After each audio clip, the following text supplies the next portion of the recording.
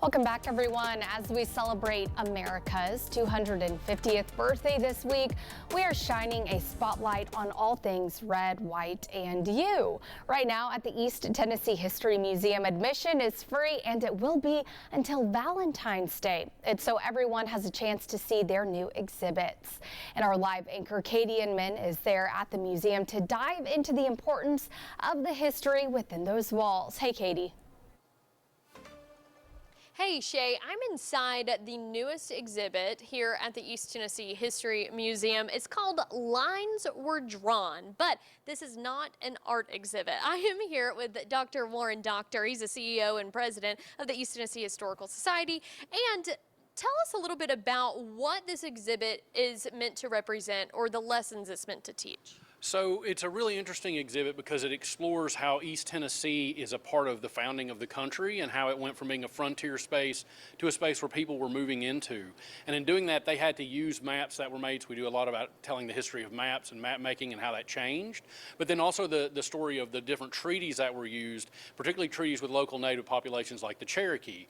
And of course, one of the biggest ones that was here, super special for East Tennessee and Knoxville, is the Treaty of the Holston, because it was signed over on the banks of the Tennessee River. And it's really the history and legacy of that. Now, the portion that we're standing in now is actually about the historical commemoration of how people remember the Treaty of the Holston, and actually there is some art, which I'm standing in front of, but you can see how people have thought about this in their imagination and how people have discussed it and how we still commemorate these things today during the 250th of our country. And East Tennessee played such an important role. That white cast that David is showing right now, people may recognize that too. That's right. That's of a smaller version of a bigger statue that's down on the waterfront where the actual treaty was signed. So if anyone's interested in very local history that had a very national role, it's happened right here. And you know, major figures like William Blount, he signed the treaty. His house is right down the street from here. This is really a Knoxville, East Tennessee story that played out on a national stage.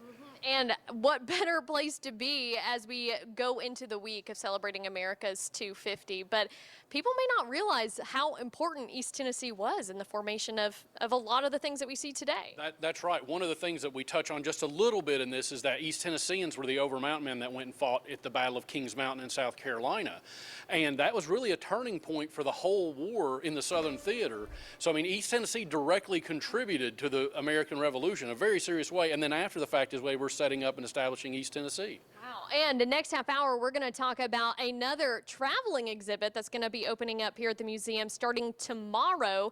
And we are going to take you inside of there. But Shay, we'll go ahead and send things back to you in the studio. Hey, not a bad price tag to come check this out. Free $99 is pretty good. Hey, that's the best kind of price tag, Katie.